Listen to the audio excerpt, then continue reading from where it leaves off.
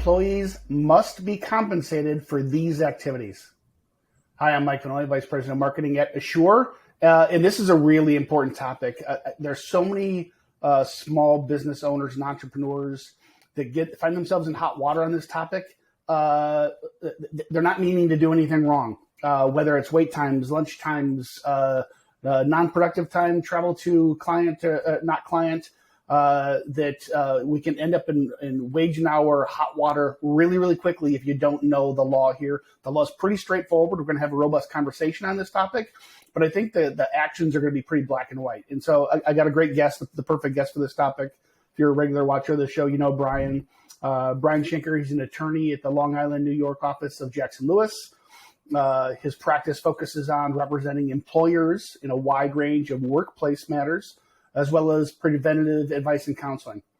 Brian has extensive experience defending class action and collective action lawsuits under federal and state wage and hour laws. He has successfully defended wage and hour audits conducted by the U.S. and New York State Departments of Labor. And Brian regularly handles cases before courts and administrative agencies involving claims of discrimination, sexual harassment, and retaliation. Brian, welcome back to the show. Thanks for having me, Mike, and certainly a topic I'm quite familiar with in terms of my practice. So I'm happy to jump into this today. Yeah, this is a day in and day out occurrence that you deal with, and I think most entrepreneurs, I think they're trying to do things as efficiently as possible. They don't want to overpay when they don't have to. They're not necessarily trying to take advantage of people.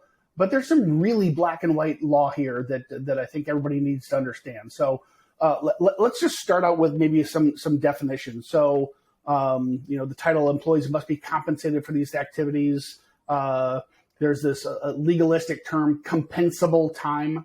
Compensable, obviously, tied to compensate. So can you just first unpack for us what is compensable time? Right. So, it's important for employers to understand the framework that they're working in here with the Fair Labor Standards Act, the FLSA. It's interpreted very broadly and in favor of employees. And so as we go through these various, compensable versus non-compensable, issues, it's important to have that in the back of your mind that if you're in a gray area, you're going to want to err on the side of caution here. You should not expect the Department of Labor's or, a federal or state court judge to necessarily look at things from your employer side vantage point. They're going to interpret things more, preferentially. So, again, very broadly, there's a very broad definition of the word employ. And so that's what we're really looking at in terms of compensable time. Under the FLSA, employ means to suffer or permit work.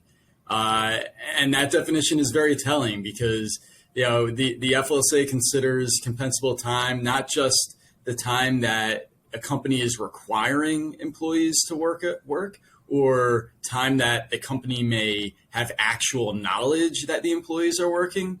But it can include that time when the company, is not requiring the employee to work, but they're waiting to work, for instance, and we'll get into those issues. And also, it's not always time that the company is necessarily has actual knowledge of. There are many decisions that stress that a company that has constructive knowledge that an employee is performing work is enough that that time should be compensable. So, as a real quick example of that, a non-exempt hourly employee who sends an email to a manager in the middle of the night. Well, even though they might not have logged that time, the company certainly has some knowledge there that they were performing work and should be paid for that time. So, we'll get into those issues. Especially if the boss replies and engages in the conversation. Exactly. So there are a lot of things where, some of these, issues we'll discuss today are, somewhat common sense. Others are not. And like you said, Mike, it's not always an issue of employers having, bad motives and wanting to take advantage of employees. It's sometimes just, not being familiar enough with the rules. And unfortunately, the FLSA does not care about intent, right? That's not a requirement to establish a violation of the law. Yeah. It's really black and white in terms of whether you fully complied or whether you didn't. And so I think one other thing to note for today is that, this may be obvious to some, but when we're talking about this compensable work time, we're really talking about our non-exempt, workers. And that means, our workers who are paid an hourly rate and are entitled to overtime if they work more than 40 hours in a week. So, there's the overtime component, there's the minimum wage component, and both of those can come up in the context of compensable time because, failure to pay an employee for all their time may result in a minimum wage violation, may also result in them not being paid time and a half for overtime hours. So, it's very important to, for employers to determine, the amount they should pay, the correct amount. And the only way you can determine that correct amount is by knowing, the proper number of hours that you should be compensating your employees for. Yeah. So we talk about this all the time. The law is clearly shifting. Now, FLSA is not shifting. It's been around, since, 1928, right? So it's old, almost 100 years old. But generally speaking, power is shifting from employer to employee through legislation, through administrative function. And so the purpose of this show is to bring power to the employer just through knowledge here, right? And this is an area that if you do it wrong, you can really get in trouble. I think, if you're running a restaurant and you're working on 3% margin, you're running a grocery store, you're working on 1 or 2% margin. Labor is your number one expense. Really, really tempting to make sure that you don't want to screw anybody over on purpose, but you only want to pay for work being done. It's the disgruntled employee who feels like they're getting taken advantage of. That's the one who's going to report you for a wage and hour violation. And once the state or the Federal Department of Labor is in doing their audit on that case, Pandora's box is open at that point. So, as you know, Brian, lots of mistakes made by employers out of ignorance. But employees, as long as you have a good relationship with your employees, they're generally pretty forgiving. Either they're going to not know and not call you out on it, or they're going to call you out on it and you work it out together and no legal action is necessary. It's the employee who feels taken advantage of that gets bitter, and they report it, but possibly not to you, possibly to a regulatory body. I'm not overstating that, right? No, exactly. I think there's an intersection here of both legal compliance and employee relations, right? And they completely overlap in that if you treat the employees with, in compliance with the law, with respect, they're happier, they feel, that you value them and, their contributions to the company, to the business. And on the flip side, if they feel that, the company is cutting corners and, potentially, not paying them for everything, that's something that becomes both a legal challenge for the employer potentially. But, even before that might be, there might just be grumblings, right? Sometimes, employees are not necessarily keen on, instituting a legal action, but you're going to have a lot of disgruntled workers who are, upset that, they're not getting paid for, say certain, travel time that, maybe their last employer paid them for. So, they believe it should be paid. Right. And I also, on the flip side, that's not all, that's not say, of course you and I, we don't believe employers are bad at all. That's not, where we're going with this. And so I also want to point out that a lot of employers who come to me are doing something else. They're paying employees for time they don't have to pay them for. And in, environment like we're in now, like you said, labor costs are often, one of the biggest fixed costs for a company. And if, you have 20 employees in a certain, classification, and you're paying them, an extra hour a day that you don't have to, that adds up, substantially. So, on that flip side, it's important to understand, what is not compensable. And again, employers can always be more generous. You can always go above and beyond, what the law requires. But, sometimes it's just out of ignorance that employers assume, that, something is compensable, and, they can, avoid paying for that. And again, how you institute that can be an employee relations issue, of course. But it's certainly and Brian, I'm thinking there's two sides to that. understand. There's two sides to that, right? So if you find out, and we'll cover this in specifics, but if you find out you're paying for something that legally you're not obligated to, one, there's an obvious cost-cutting opportunity that you don't have to take, but you could take. Or I think in the concept of like a total compensation statement, it's something that you can literally advertise and tell your employees, hey, and not try to be manipulative, but just to really communicate the value and the partnership that you try to bring as an employer, saying, hey, not only do we pay X, but we go above and beyond the law. We pay you for this because we think that's fair. That's the kind of culture we want to create here. That could be part of your job posting when trying to recruit people as well. Exactly. In the labor market we have now, you're looking for any leg up on your competition. So, certainly those types of benefits can be, quite valuable to workers. So let's again, we don't want to go scare tactics mode here, but most employers don't realize how much things cost until they do, right?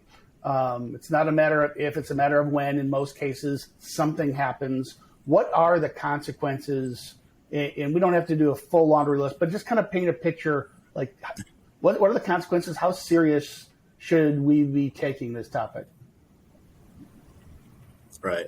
No, so you're exactly right. And that it rings very true that, that there's a cost to noncompliance. And, oftentimes, when I sit down with a company that, needs to change to come into compliance, they look at it and they're saying, oh, this is, going to be so costly, it's going to increase our costs.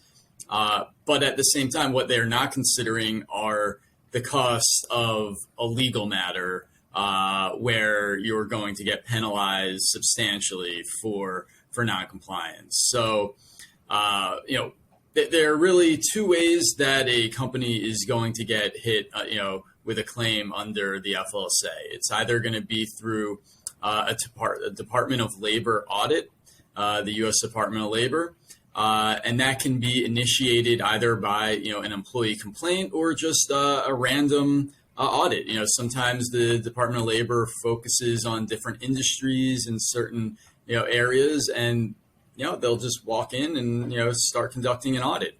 The other way that these claims are made is through a private attorney filing a lawsuit in court.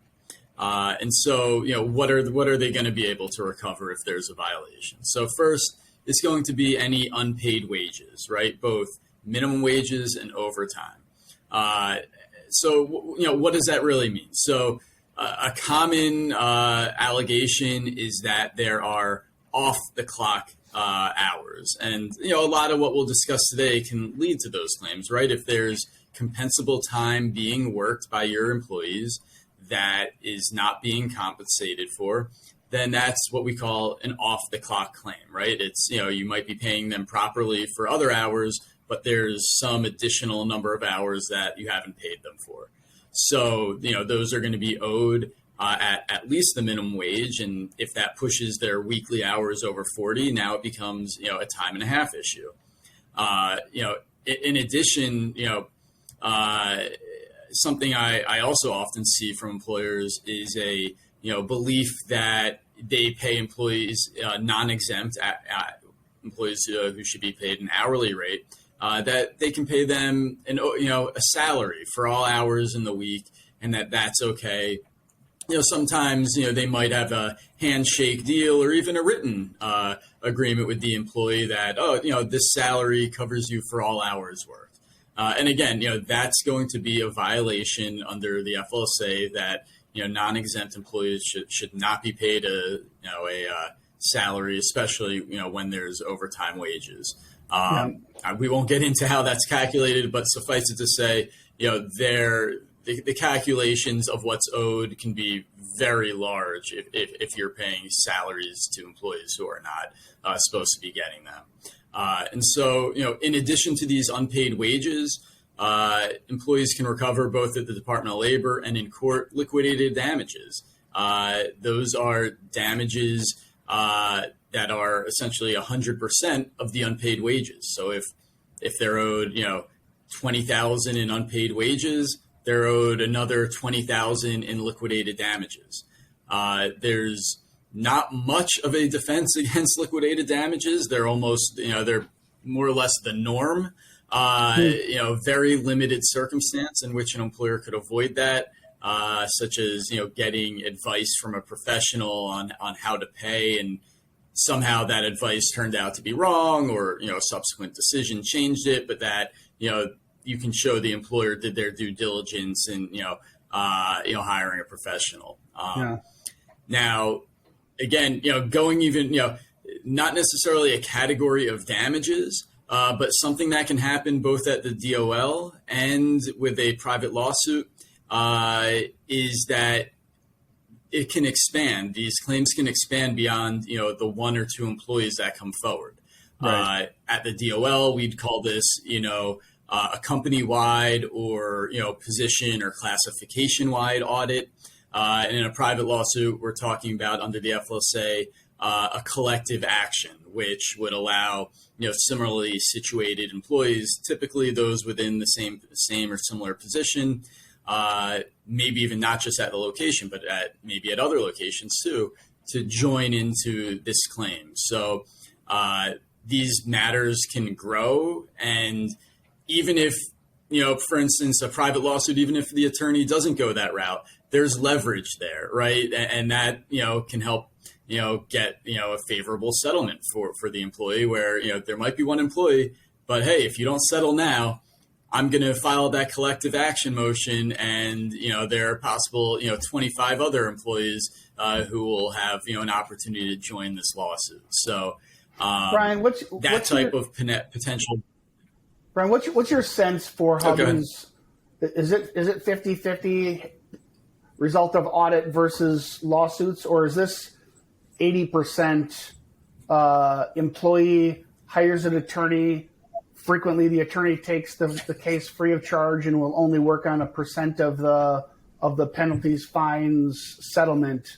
But how does this usually manifest in your experience?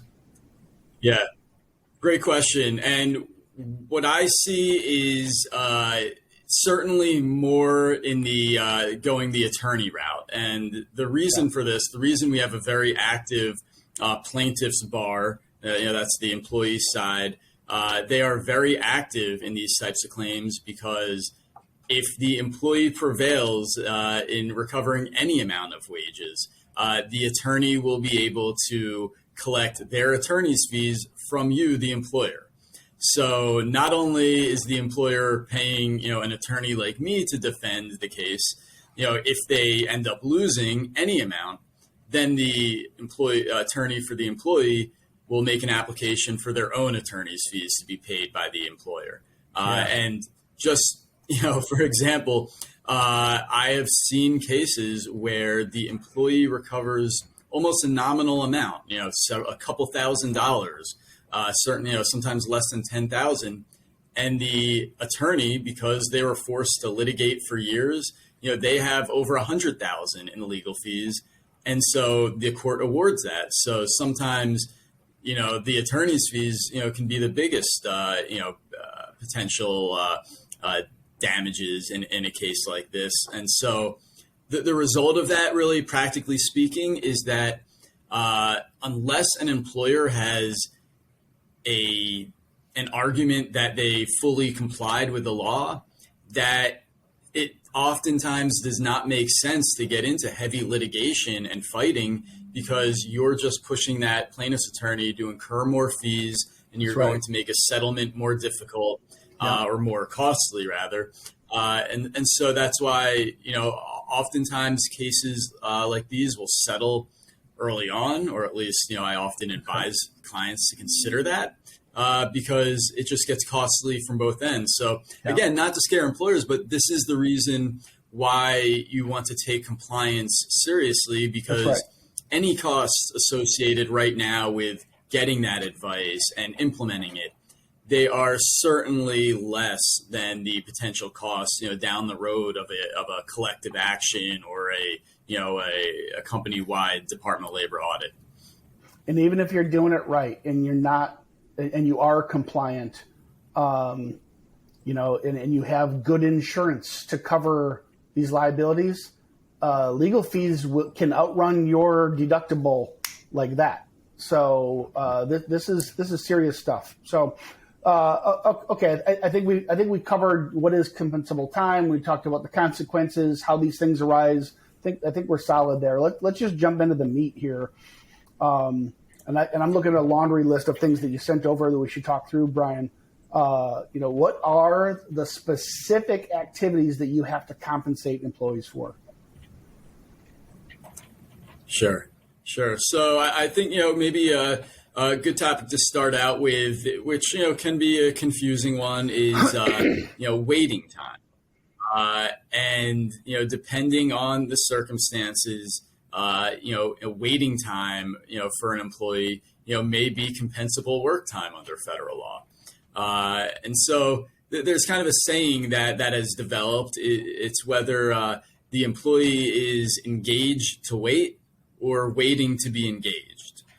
We'll break that down, but the engaged to wait, that type of time, that's going to be compensable and time that should be paid. So let's, I think it's probably easiest to start with an example, right? Yeah. These situations arise when, this non-exempt employee is not performing work during their regular workday, but essentially waiting for an assignment. For example, an administrative assistant who's reading a magazine while waiting for an assignment, right? That person is engaged to wait typically and should be compensated for that time because they're not, that employee is not free to leave the workplace, even though they're performing no work. They couldn't just get up and, go shopping at the supermarket if they wanted to, right? They're being required to stay there. And even though no productive work is being done, and they might be, say, online shopping or whatever the case may be, you as the employer are requiring them to be there because an assignment could come in at any time. Another example would be, a messenger who works on a crossword puzzle or reads a newspaper while waiting for a package, or a factory worker who's, congregating with some coworkers and talking while, their machine is being repaired. And so they can't perform any work maybe for, 30 minutes or so, and they're just hanging out. But that's work time because they're not, it's a short period of time and they're not able to leave. So, some of the hallmarks of this type of compensable waiting time are that it's normally unpredictable and of short duration, right? So, and there's not enough time for the employee to use it effectively for his or her own purposes. So, for the employees, while they're not engaged in the work in which they're hired, they still remain subject to the direction and supervision of the employer at any given moment, right? These are, short durations. So Brian, I think I'm going to give you a use case. I think I know the answer, but you're in a manufacturing environment or some assembly type of environment. Machine breaks down upstream in the process. Nobody downstream can do any work. Hey guys, machine's down. It's going to take Joe an hour and a half to fix it. Everybody clock out, and I'll let you know when we're back up and running. Status? So that might be closer to, so when the employer can give the employee a specific period of time that, this waiting time will end and the duration, it gets closer to being non-compensable. Now, at the same time, giving those employees an hour and a half, there are other questions, right? Are they free to do what they want, right? Oftentimes, for instance, I've had clients with absolutely enormous factories, and so just the walk from getting from the workstation to maybe the employee locker room could be a 20-minute walk, right? So even an hour and a half, is that really sufficient time off? Because at least half of that time is going to be spent really in transit between where Right. they might be able to relax and have some time. And also, look, there, in your example, I would definitely lean towards that being compensable, because it's something that's unexpected. And even though the employer is telling them, an hour and a half, is that really enough time for them, to use it for their own purposes? And look, these are issues, where the facts of each, situation will dictate it. And, if you've ever read a Department of Labor opinion letter, they always reserve it with a statement like that, hey, this is based on the facts as you provided. And, there might be others that could be relevant to this, but yeah, again, especially where the employee would still be required to stay on premises, that's probably something we're looking at as compensable work time. Brian, so let's talk about a couple of variables in that use case for folks. Would it have been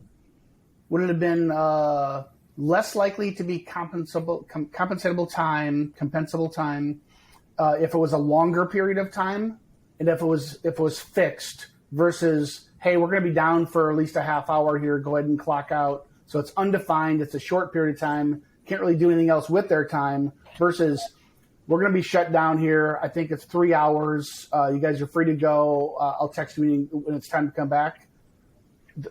Am I kind of hitting the right boundaries there? Right. Yeah, exactly. And so there's some gray area, but right, something like that, 3 hours. Hey guys, you're free to leave. I expect, it's not going to be before 2 p.m., but I'll text you, around 1:30 and let you know. It might even be later than that. So that's something where, then they clearly have sufficient time to use that for their own purposes. You may, you're probably permitting them to leave premises because, again, you don't need them. All you're worried about is, I just want you to be back by, 2 p.m. when we expect to be back online. And so, that would be a situation where there would be, likely, a time we'd call that, instead of engaged to be waiting, you'd be, waiting to be engaged. And therefore, you're not engaged at that time, and so it wouldn't be. And Brian, in the later use case, if I said it's going to be 3 hours, but we just don't know, in case it's up and running earlier, I need you all to stay here. That tips it back into compensable, yes? Right. It absolutely could, because now you're limiting them. And, for instance, you're saying, look, I need you to stay, on the floor. I don't want you guys going, back to the locker room. I need you out here, in case it's ready earlier. Things like that are going to show, they're still subject to the direction of the employer at any moment. So, that takes away that freedom to, go use the time for their own purposes. That would make it, non-compensable. So that type of restriction or uncertainty as to when they'll be called back would certainly tend to tip the scale towards compensable time. Got it. All right. We could probably go a bunch more use cases, but I think we got the basic boundaries there. Next one is on call? Sure. So, on-call time it's a similar concept as waiting time, not exactly the same. For those who who are interested in the statutory framework here, on-call work is typically covered by the Portal to Portal Act, which is really just an amendment to the FLSA. And so here, similarly to waiting time, compensability of on-call time depends on whether the employee can effectively use the time for his or her personal purposes. And so while it presents that same framework, on-call time arises under different circumstances than waiting time. So this would be so for instance, an employee who must remain on call at the company's premises or very close to the premises, and could be called upon at any moment to get back to work. That employee is likely incurring compensable on call time because they can't use that time to for effectively for their own purposes. So by contrast, someone who doesn't need to be on premises, and if they get a call to come back to work, they have maybe 2 hours to get there. That might be sufficient to be non-compensable, because that allows them to use the time for their freedom. Right? Could they go to a movie? Could they go shopping? Right? They could do all sorts of things with that time and not be restricted. So I guess an example of this, right? Talking about someone at the office, right? So a telephone operator who's on duty during specified hours, but is permitted to rest during certain times when the phone lines aren't busy. During that rest time, they're still working and must be paid for that, because they are on call, in that if the phone rings, they have to wake up and they have to get up and answer it. Yeah. It's much different than someone who can be out of the office and for instance, let's say a superintendent of a building, right? During off hours. So that employee is they have a cell phone. It might ring. They might get a call from either the company or a tenant to that there's an emergency. But at the same time, if the company sets forth standards and a framework of if you take the call, right, that's compensable time, but you don't have to respond to it within you can just address it within 3 or 4 hours, right? You don't need to be within 30 minutes of the building. It's okay if you take several hours to get to that. Then that's allowing the person the freedom to do what they want, and they don't have to stay tied close to the place of business. So there are a number of factors here that are considered to determine whether the employees can sufficiently use the time for personal purposes. And so Brandon, a few of them would be. Brandon, I know we're going to cover like travel time. I'm just thinking about it, and this maybe isn't a super common use case, but let's say you got a repair person, right? An employee that repairs appliances. They go to job site number 1. They are working on the appliance. Before they finish up, they get a call from dispatcher. Hey, second call of the day just canceled. Not sure where we're going to send you next. Are they considered on call, or are they? Is because they're sitting waiting to be assigned the next task, or? Yeah, so it depends. I mean, in that case, it would really depend on how quickly they would need to go to that next job, right? If they say, hey, you're off, and when we get the next job, look, it'll probably be within some geographic region, and look, you'll have a couple hours to get there, something like that. So a lot of it is. So going to those factors, I think this is a great question, because now I can, I can show you how these factors play into that, right?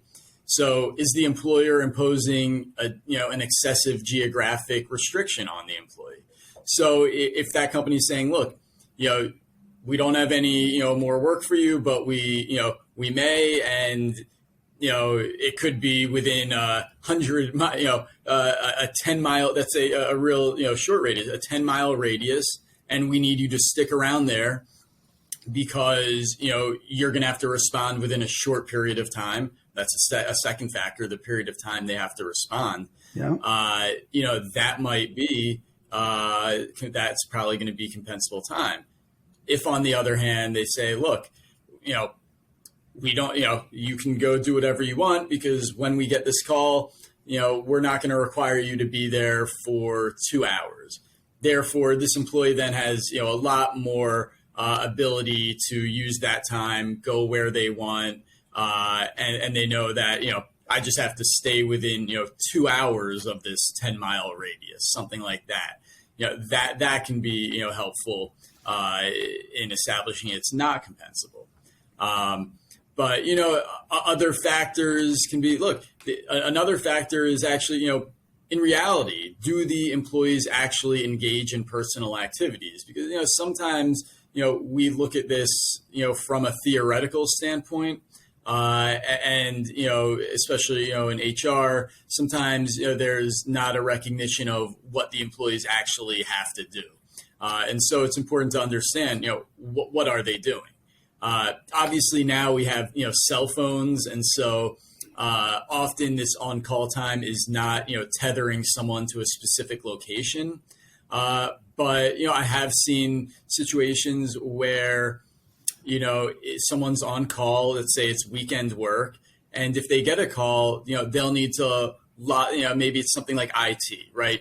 That they're on call on an emergency basis on a Saturday. And so, the company might say, yeah, we'll give you a call, you'll get a call telling you if there's work, but then you'll need to, log in from your home computer, right? Or, and so that might be limiting, right? If they need to be near their home during this on-call time, get back to their computer and their internet access. And, because look, obviously, they're not, you don't want to have someone doing this at Starbucks on public Wi-Fi, right? So they need to be, close to their home.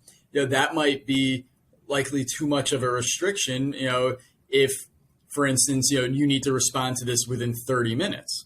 But at the same time, how the factors play in, even though you might have to go home, if you have 2 or 3 hours to get there and handle the issue from your home, that probably would lean towards it not being compensable, because the amount of time you have to respond means you'll still have, sufficient ability to use that time for your own purposes. The common theme. So again, there are a lot of here. Yeah, the common theme that keeps coming through here is how you're restricting the employee, right? If you're restricting the geography, you're restricting the amount of time. If you're restricting what other activities they can or cannot do, it's this restricting of the employee that is the gating factor, right? Right. No, exactly. And so, and look, this scenario, it can happen both, at work, right? Or it could, on-call time, more traditionally, the way we think about it is someone who's, not on the premises. And, like I said, that scenario of, emergency work for a superintendent or IT on a Saturday, kind of the person who covers, the non-work hour hotline, things like that. And and it's all, the main things that I would usually ask a client first would be, how quickly do they have to respond? And, where do they have to respond, right? Can they do it from anywhere, right? It's just, handling a phone call. So they just have to have their cell phone on them. They could handle that anywhere. Yeah. And if it's a reasonable period of time they have to respond, that would lean towards it not being compensable. Right, let's move to the next one. We got a bunch of them to cover yet here. Talk about rest breaks. What's legally required according by FLSA to provide them? Do you have to pay them? Does it matter how long they are? Take us through that. Right. Great. So, under federal law, under the FLSA, there's no requirement to provide, rest breaks or even meal periods, which we'll discuss meal periods a little differently, in a moment. But yeah, rest breaks are not required, but federal law does address the compensability of rest breaks. So, commonly, right, I have clients who say, Ryan, my employees take, five breaks throughout the day. They'll take a 10-minute coffee break, about 20 minutes after they clock in, then maybe a 5-minute smoking break an hour later. Then they'll go chat with employees outside, a couple hours after that, another coffee break, an early afternoon, another smoking break. And these are all in the range of 5, 10, 15 minutes. And they say, look, that all adds up, over the course of a day to, maybe an hour of time that I'm losing, productivity. Do I have to compensate them for this time? And typically the answer is going to be that these short breaks, generally we're talking 20 minutes or less, are considered work time and are compensable and must be paid. And that's the case even if you make that employee clock out for that 10-minute break, it would still be compensable. And so, look, a company can have rules and institute a written policy about these types of rest breaks and limiting them. That, of course, is fine because, again, the law does not require you to provide these breaks. But at the same time, if you're an employer that allows employees to take these short breaks, you need to understand that it is compensable and that these short periods of time where they're not working should still be paid. And I think that's important because some employers think, well, if I make them clock out, anytime they clock out during the day is not work time. That's not the case. Clocking out for 15 minutes to go hang out at the water cooler or take a coffee break, that's still compensable time. Yeah, and I guess that kind of leads us right into... I think this whole punching in and punching out thing is where people get hung up, because I think it's a reasonable assumption as an employer. Think, oh, I make them punch in and punch out for their breaks. That alone doesn't mean you're not on the hook to still pay. Exactly. I mean, that's not right. We don't want to underestimate the importance of having employees clock in and clock out, but that is not the end all be all of what is compensable and what isn't. So I think, first you want to understand what's compensable, and then we want to make sure employees are clocking in or somehow, recording all that compensable time so it gets paid. Right. And so what I think this leads right into, meal breaks, right? Which I think is another area that there's, I wouldn't say a lot of necessarily confusion, but there is nuance here. And so meal periods are often parts of lawsuits that I see. They might not be the focus, but there's typically, if there's, an overtime claim for other off the clock work, probably more than 50% of the time I'm seeing, a meal break, alleged violation as well. So, once again, under federal law, there's no requirement for, to provide employees with meal periods. There might be state laws that require that, but, federal law, again, just addresses the compensability of meal breaks. Does Department of Labor... Does a court even differentiate between a break versus a meal break? It's just a break, right? Right. So a meal break, when we say a meal break, we're talking about really an employee that has at least a 30-minute break and is relieved from all duties. So, that when I say meal break versus, a rest break, I'm talking about something less than those 30 minutes. And when we say a meal break, a proper meal break that, you could potentially not compensate an employee for would be something that's at least 30 minutes. And the other key is that they're relieved of all duties during that time. And so including, that's important, including geography, right? If I'm going to run out and run an errand real quick, if I'm going to go off property to go get my meal, if I'm going to go to my car in take a nap or listen to a podcast, truly my choice as the employee, right? Right. No one's saying what you have to do with your meal period. Right. So it is somewhat of a misnomer because, it doesn't require the employee to actually use it as a meal period. They can use it for whatever purposes they actually want. But I think for ease of discussion, right, we're calling it a meal break because typically it's going to be that, midday or, dinner time or breakfast time, depending on the shift. It's going to be typically provided at, one of those typical meal periods, and it's, going to be of at least that period, 30-minute period of time. Brian, am I thinking about it right? It still goes back to the restrictions that you're, as an employer, you're applying to the employees. So just because it's more than 30 minutes and you call it a meal break, if you say you can't leave the building just in case something pops up, or have your cell phone with you because in case there's overflow on the calls, or any other type of restriction, you're likely tipping into compensable time, right? So that's an excellent question, and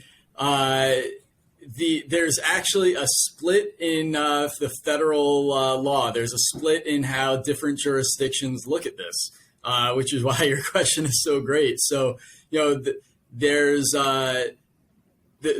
many jurisdictions that use what's called the predominant benefits test. So, for example, there's a Pennsylvania, a Third Circuit court decision that found that corrections officers, did not need to be paid for a meal break, even though they were required to remain on premises for their meal break. And even, might have had to, they had to stay in uniform. They might have been able to leave the prison without, if they got permission, but that, they still had to, remain, essentially on call to respond to emergencies. And that federal court, as some of the federal courts in the country find that those restrictions did not result in a predominant benefit going to the employer, that the predominant benefit of that 30 or minute or 1 hour break time was still for the employee, right? The employee was the one who benefited from that time, not the employer. But there are other courts and other jurisdictions that really look to see if the employee is relieved from any and all limitations or duties during that meal period, and that anything as how maybe even answering one phone call during that period will result in that entire period then being compensable. So this is excellent question. That's an area where there's some disagreement. So it's a little bit gray. And I legitimately asked it thinking there was a black and white answer, but unwittingly revealed, I think, a good lesson here. This is one of the things that drives us crazy, right? Because there's a lot of black and white law around HR, FLSA, et cetera.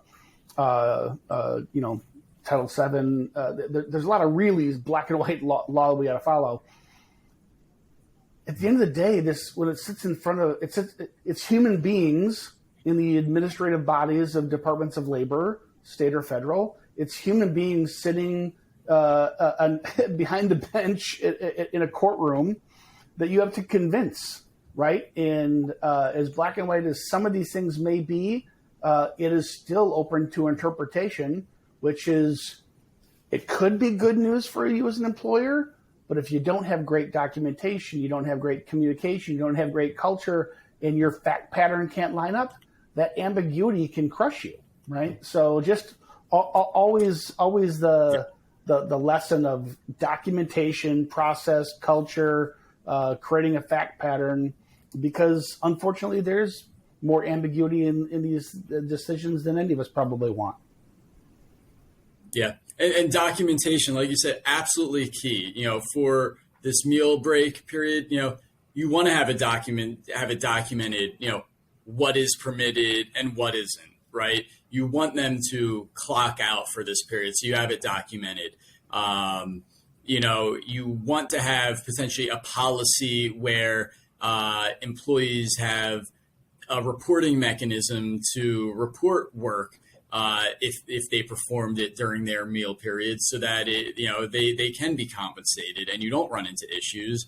And that, look, many employers have a written policy that you are not to perform any work during your meal period. Now, the consequence of a violation of that is that you would then need to compensate them for that time, but you could also discipline employees for violating the policy.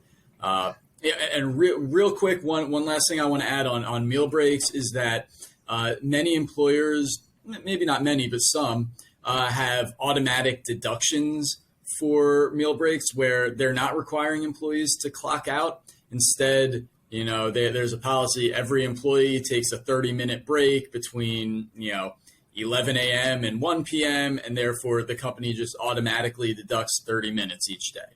Now, an auto-deduct policy is not per se unlawful, but there are certain things that you need to make sure you're doing if you have one of those. As I mentioned before, you need to make sure there's a mechanism for employees to report when they are performing work during that period so that it can be compensated. And just as a matter of practice, if that never occurs, I'll tell you the DOL or a judge will be very skeptical that you are actually implementing this in practice, because it does happen. People take a telephone call, send an email. And so if you have an auto deduct policy, you want to make sure that employees are actually reporting, when they do perform work. Because it happens. Things come up, employees don't love it necessarily, but things happen during the workday, exigent circumstances that require something to get done. And you want to make sure it gets reported so that you don't run into, an off the clock claim there. All right, Brian, the next one I want to talk about is travel time. And there's a whole bunch of different nuanced ways this can show up, right? Whether it's travel time from my home to say a work office versus a job site that might be much further away, different location. Travel time from job site to job site. What if I'm a construction worker? I go to job sites. Maybe I'm a home healthcare provider going from client to client, a delivery person client to client. Lots of different ways this shows up. Can you help us understand the laws and how courts see compensable time as it relates to travel? Absolutely. And this is probably one of those areas that has, more confusion maybe than some of the others, because it really depends on potentially the timing of the travel and the reason and how it occurs. So I think we may go through this a little out of order, not starting at the beginning of the workday and going to the end. But I think that the most simple part of this is that on the job travel, right? Travel during the workday, right? Once the workday has started and before it ends, any travel within that time period is generally compensable. So, this would be, travel from site to site, right? It could be, home care workers. It could be, a salesperson. It could be, construction workers. Anytime when an employee travels from a customer to customer or location to location in a workday, they are getting compensated for that time. And so, a caveat to that is, there can be an agreement to pay that at a different rate, right? You may have an employee who's being paid, $30 an hour for their work time, but as long as you set out, advance written notice, you might compensate travel time at, slightly less of an hourly rate, but nonetheless, it is, it's still compensable. And look, how this relates to other types of travel is, sometimes there's confusion where, an employee reports to a specific location at the start of the day, right? Maybe it's the company's premises, a warehouse, any particular place they're required to report, and they pick up tools, they get an assignment, they get a company vehicle or anything else there. They don't even need to be performing, productive work, but they've been required to report somewhere. So, as soon as they report there, they're on the clock. They should start being paid. And then, if they travel, if they pick up their tools and then travel an hour to the customer location, that hour of travel is compensable. Likewise, at the end of the day, if, the employee goes from the very last customer and instead of driving home, they're required to drive either, in their own vehicle or the company vehicle, back to, a garage or the company premises for any reason, that travel time back to that location will be compensable. And so, that is, while it's somewhat a simple concept, we need to remember that, because a lot of times employers are just thinking, no, the real work is starting when they get to that first, customer site, not when they picked up their tools from the office. Again, companies can make arrangements so they don't have to travel to that first, meeting point first in order to avoid, compensating for some travel time. But very important that travel time during the day, will be compensable. Brian, what about? And then so kind of following. Go ahead. Yeah, so different use cases. So I traveled from my home to the shop, so to speak. And then I hop in a utility truck that's equipped with all the tools and parts and stuff, and I go from there to job site, construction, service, whatever that may be. Travel time from my home to the workplace, not compensable, correct? That's correct. Ordinary travel time from home to work, not compensable. And obviously, you just talked about from location to location. From there is compensable. What about the scenario when the company lets you take the company truck? So you're leaving from your home. You're not a home office employee because you're working out in the field at job sites and the customer locations. Are you on the clock to be? Is it compensable? On the clock is the wrong question. I've just learned that. Is it compensable time driving from your home to the customer site or to the job site if you are equipped and driving the company vehicle with all the tools? Great question. So typically not, right? If all you're doing is, and a lot of companies will do that to, avoid that issue of having to pay them from when they pick up, the truck to drive to the location. So, right, you can give employees, the vehicle during the work week to take home. And that way, when they drive that vehicle from their home to the first location directly, that's not compensable. Now, the only caveat there is maybe, if there is some work that they're required to do first, right?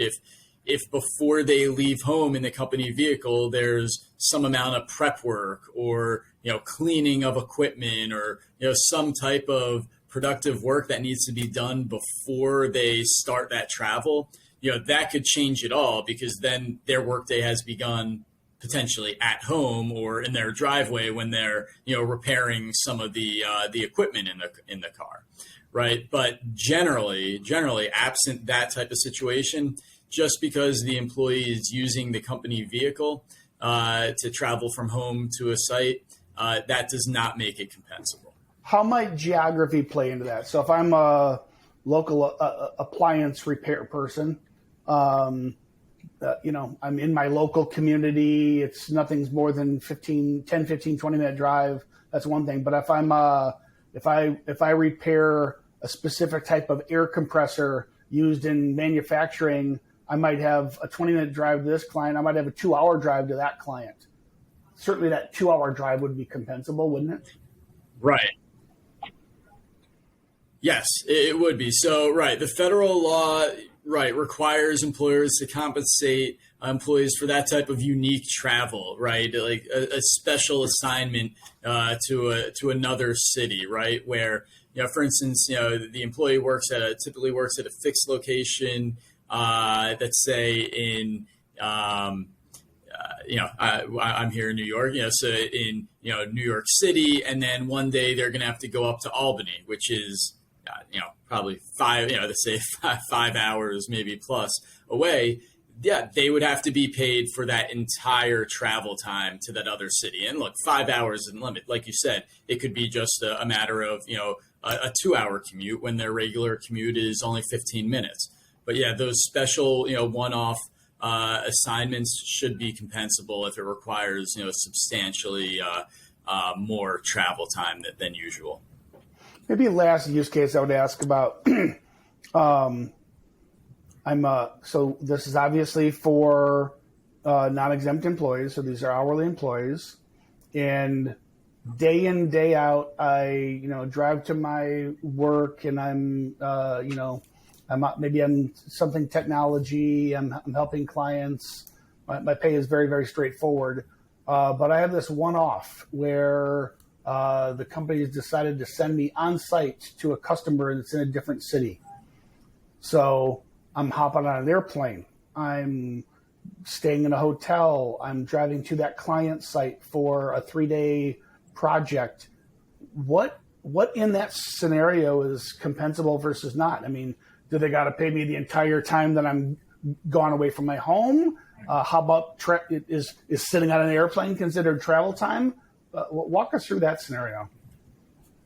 Yeah, great question. And this gets some more complications probably than the others. But the general rule here would be, if you're incurring that type of maybe overnight or air travel or some maybe on a train, things like that. An employee who travels away from home like that should be paid for their should be paid if they incur the travel during normal work hours, and that is whether it's on a weekend or a weekday. If they're traveling during those normal work hours, they should be compensated. Now, even if it falls outside of that, let's say this is overnight travel and they typically don't work overnight, but that for instance, the employee is doing work, right? You have a laptop or some type of electronic device, or you're taking making calls. Any work that's actually performed during that travel time, that converts it to compensable travel time. Yeah. So the employee who takes public transportation instead of their own car and then is doing work on the train, no matter what time of day that would be, that would then be compensable working time. Yeah. Are there other edge cases? And we don't have to go into crazy scenarios that doesn't really apply to most folks. But are there other use cases that we should be exploring around travel time? So I think these categories, what we went through, cover the broad scenarios. And look, in my practice, I would say the most common type of claim that I see is a failure to pay for travel time during the workday, right? That when employees are traveling from customer to customer, many employers have the misunderstanding that that's counted like home to work travel and is not compensable. But that's not the case. That if you're looking at any travel time within the workday and you're not compensating for employees for that, you should really look into that, because most likely it's going to be compensable. So that's really where I see issues arise most in terms of litigation. So Brian, of all the buckets here, we talked a lot today. I think we'll wrap it there. But engaged waiting time versus non-engaged waiting time. So whether it's waiting time, whether it's on call, waiting to work, whether it's rest breaks, whether breaks for rest, breaks for meals, travel time, other stuff we haven't talked about, sleeping and whatnot. I think the guidance here for employers is it's all about how you are or are not restricting the time of the employee. If it's uncertain times that are shorter in nature, you can't leave the job site, you can't do this, you must have your computer with you, the more you restrict, the more likely you are to be in a compensable area. The more open-ended, you can leave the site. I don't care where you are. You don't have to take your computer with you. The more you are on that end, longer periods of time that they could actually do something with that time, you're more in the direction of non-compensable time. Is it safe to put it in kind of those, I don't want to say two buckets, maybe a continuum? Yeah. I think broadly speaking, that's quite accurate. And I think the only thing I'll add, and I think you and I mentioned this at least a couple of times every time we speak, is that documentation is also key. So, when we're talking about those restrictions versus less restrictions, that's always that can come down to a factual dispute. So a written policy that explains, what the expectations are during, on call time, for instance, or, during break period, meal breaks, those types of things being in writing, that can be so helpful to a company to establish, what actually, was expected and what really occurred. Right. I've done it a couple of times. I don't want to disparage your industry, Brian, but the reality is, so you're with the good guys. You're helping the employers. There's a lot of people will just take work, knowing that they're going to get a portion of a settlement because the employer doesn't have good documentation, even if the employer didn't do anything wrong. But if you have a job description that describes what the employee's work is supposed to be, you have an employee handbook that describes the policies for an organization. If it's a non-exempt employee and they are punching in and punching out, and you have an audit trail of the breaks they are or not taking and how they show up to do their work, if you have a good fact pattern, the opposing attorney is going to have an initial conversation with the employee who files the complaint and wants to pursue action, and they're going to say, you don't have a case here, and nothing will happen, likely. Or if they do, it's going to be settled really quick because of your documentation of a good fact pattern.